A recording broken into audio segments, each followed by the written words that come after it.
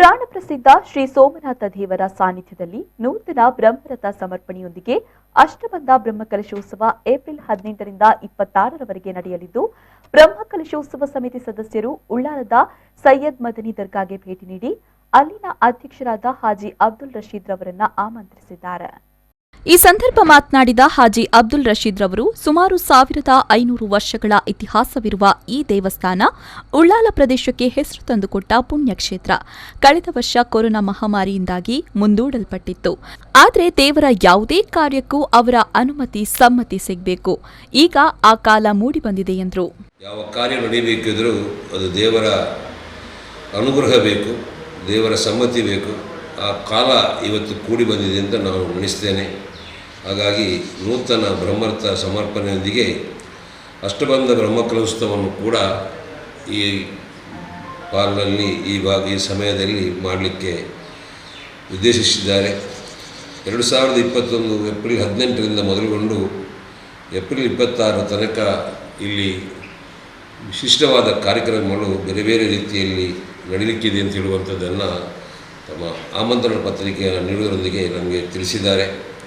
ಆ ಭಗವಂತ ಶ್ರೀ ಸೋಮನಾಥ ದೇವಸ್ಥಾನದ ಸನ್ನಿಧಾನ ನಡೆಯುವಂಥ ಎಲ್ಲ ಕಾರ್ಯಕ್ರಮಗಳನ್ನು ಯಾವುದೇ ವಿಘ್ನ ಇಲ್ಲದೆ ಉತ್ತಮ ರೀತಿಯಲ್ಲಿ ನಡೆಸುವಂಥ ಒಂದು ಭಾಗ್ಯವನ್ನು ಕಲ್ಪಿಸಿಕೊಡಲಿ. ಆ ಮೂಲಕ ಈ ಭಾಗದ ಎಲ್ಲ ಜನರು ಅದರಲ್ಲಿ ಭಾಗವಹಿಸಿಕೊಂಡು ಸೌಹಾರ್ದತೆಯನ್ನು ಮೆರೆಯುವುದರೊಂದಿಗೆ ನಾವು ದೇವರ ಮಕ್ಕಳು ಅಂತ ಹೇಳುವಂಥ ದೃಷ್ಟಿಯಲ್ಲಿ ನಾವೆಲ್ಲ ಒಂದಾಗಿ ಬಾಳಿಕೊಂಡು ಶಾಂತಿ ಮತ್ತು ಸೌಹಾರ್ದತೆಯಿಂದ ಕೂಡಿ ಬರುವಂಥ ಒಂದು ವ್ಯವಸ್ಥೆಗೆ ಇದು ಕಾರಣ ಆಗಲಿ ಅಂತ ಹೇಳ್ಕೊಂಡು ಬಳಿಕ ಬ್ರಹ್ಮಕಲಶೋತ್ಸವ ಸಮಿತಿಯ ಪದ್ಮನಾಭ ಶೆಟ್ಟಿ ವರ್ಕಾಡಿ ಮಾತನಾಡಿ, ಉಳ್ಳಾಲದ ಪವಿತ್ರ ದರ್ಗಾದ ರಾಯರಲ್ಲಿ ಬೇಡಿಕೊಂಡು ಇಲ್ಲಿನ ಅಧ್ಯಕ್ಷರನ್ನ ಆಮಂತ್ರಿಸಿದ್ದೇವೆ. ಈ ಮೂಲಕ ಸಮುದಾಯದ ಬಾಂಧವರು ಎಲ್ಲ ವರ್ಗಗಳ ಜನರು ಈ ಪುಣ್ಯ ಕಾರ್ಯದಲ್ಲಿ ಭಾಗವಹಿಸಬೇಕು ಅಂತ ವಿನಂತಿಸಿದರು.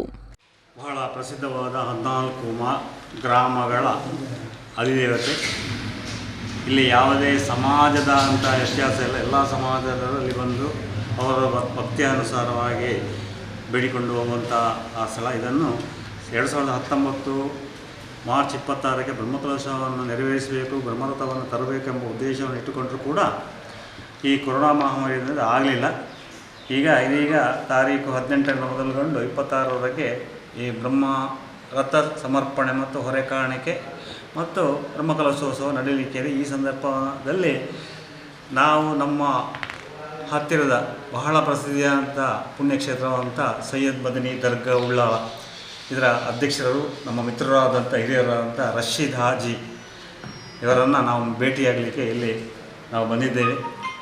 ಇಲ್ಲಿ ಈ ದರ್ಗದ ರಾಯರ ಹತ್ರ ಕೂಡ ನಾವು ಅವರನ್ನು ಭೇಟಿಯಾಗುವ ಮೊದಲು ನಾವು ಅವ್ರ ಹತ್ರ ಕೂಡ ರಾಯರ ಹತ್ರ ಕೂಡ ಬೇಡಿಕೊಂಡು ದರ್ಗದ ರಾಯರ ಹತ್ರ ಕೂಡ ಬೇಡಿಕೊಂಡು ರಶೀದರ ಹತ್ರ ಎಲ್ಲ ವಿಷಯವನ್ನು ತಿಳಿಸಿ ಅವರಿಗೆ ನಾವು ಆಮಂತ್ರಣ ಪತ್ರಿಕೆಯನ್ನು ನೀಡಿರುತ್ತೇವೆ. ಈ ಸಂದರ್ಭ ಶ್ರೀ ಸೋಮನಾಥೇಶ್ವರ ದೇವಸ್ಥಾನದ ಟ್ರಸ್ಟಿ ರಾಮದಾಸ್, ಹಿರಿಯರುಗಳಾದ ಸೀತಾರಾಮ್ ಬಂಗೇರ, ಸುಧಾಕರ್ ಭಂಡಾರಿ ಹಾಗೂ ದಿನೇಶ್ ಕಾಜವ ಉಪಸ್ಥಿತರಿದ್ದರು. ಆರಿಫ್ ಕಲ್ಕಟ್ಟ, ವಿ4 ನ್ಯೂಸ್, ಉಳ್ಳಾಲ.